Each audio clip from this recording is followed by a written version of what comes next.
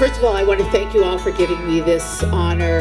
I feel really humbled by it because there are so many amazing activists fighting for the rights of animals because they are living sentient beings. And we must never forget that. Animals do feel pain. Animals do feel fear. Animals do suffer and feel loneliness. I love that quote, even though I've yet to figure out who is the author of the quote. But it goes something like this. The question is not whether they can talk nor whether they can reason, but whether they can suffer. And again, I want to thank all of you activists that could just as easily be up here accepting this award as I see many of you out there right now. I mean, you could be spending your weekends at the beach, or having lunch with your friends, or walking your dog, or reading a book with your cat on your lap. But you choose to protest, you choose to organize, you choose to raise awareness or advocate for more humane laws. And for that, I thank you. You know, I'm not going to lecture you on all the horrors that befall animals due to greed and profit, because if you're at WorldFest, you probably are aware of that. But you do need to know, and if you are not aware of the issues, there are many booths out there where you can avail yourself of the information. But you do need to know a few things. You need to know factory farming is exactly that. It is a fact, they are factories. The days of friendly family farms are gone. I like what Paul McCartney said. If slaughterhouses had glass houses, all of us would be vegetarians. To that I add vegans, because the life of a milk-producing cow is pure torture. And you need to know that fur kills.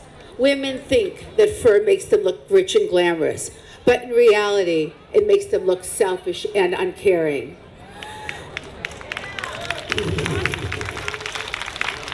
Hi, Patty. This award is named after you. I love you. Philosopher Immanuel Kant espouses, you can judge the heart of a person by how it treats animals. There are always those that stand to profit or are narrow-minded that claim the freedom to wear fur, the freedom to eat foie gras, or the freedom to leave their animals unaltered, filling our shelters with animals that ultimately will die in those shelters.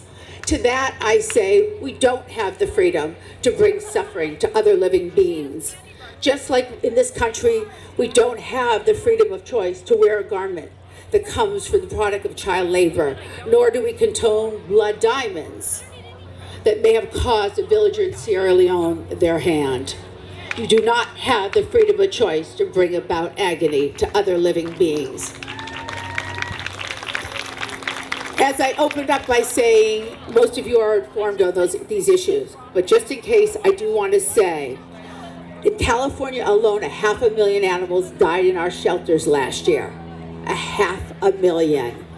99% of the dogs in pet stores, a survey has shown, are from puppy mills. These are inhumane breeding facilities where the mamas and papas never feel the love of a human being, never touch the grass. Medical conditions go untreated. Please buy why animals in the shelter die. Please don't buy, excuse me, please don't buy why animals in the shelter die. Okay? There are so many more issues you need to educate yourself on today if you are uninformed. You need to know that elephants do not belong in captivity. I have had the privilege of seeing these majestic creatures in their natural habitat, roaming in large familial groups for tens of miles. In stark contrast, in zoos and circuses, they live in small groups or solitude, where they are broken both physically and emotionally. And we can say the same thing about dolphins and whales in sea parks. And so many other creatures who are living in captivity merely for our entertainment. I'm almost done. Because this is an award for activism, I feel compelled to inspire you to action if you are not already there. As psychologist Bill Larkin says, one of the keys to happiness is being of service outside of yourself, being service to others. It's so easy to get into that self-perpetuating cycle. If only I was taller, thinner, richer, prettier, funnier, smarter. Being of service takes you out of that place where you are where you are overly consumed with how you appear to others. It gives us a purpose that goes beyond ourselves, and it also gives us a community to share with shared values. I'm going to end by saying, never doubt that social activism does work. We have seen that with Proposition 2. We have seen it with the recent West Hollywood fur ban that has opened a dialogue about fur in countries all over the world. I love what I'm going to quote Gandhi on that. A small body of determined spirits fired by an unquenchable faith in their mission can alter the course of history. It is surely the only thing that ever has. And to end with Gandhi, be the change you want to see in this world. And please keep on fighting the fight for those that cannot fight for themselves. Thank you. The only way to destroy the matrix is to get within it. So literally, if you walk in, this is how I'm doing it. This is my 9-year-old daughter, Taya. Say hey, Taya. Hi. Taya has been a vegan since she was 3 years old. So every time she goes to a party, they have to bring vegan food. And if you know kids want what the cool kid, this is the cool kid, what the cool kids eat. So she has literally, without knowing, turned these kids into vegans, demanding that their parents don't feed them dead animals. As she would say, it's a bird. And literally families are starting to change and calling me and going, you know, my husband lost weight. I'm feeling better. We're having more children. And it's because I have infiltrated the matrix with my wonderful children. I'm going to keep pushing. I'm going to keep telling people the only thing your body digests is fiber.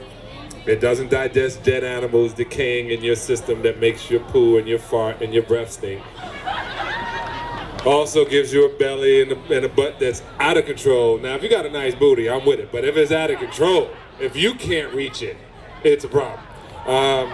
And so I infiltrated with my children. And that's what I think we need to do. We need to literally teach them to go out. I was Jehovah's Witness at one time. My mother used to have me knock on the door. Y'all couldn't close the door on a little kid. We sold Watchtower and Wakes. I decided to switch that around, and we're selling knowledge, information, consciousness. All right, I gotta get off the stage. They only gave me 5 minutes. Until we speak again, vibrations, johnsalley.com. Stop eating animals.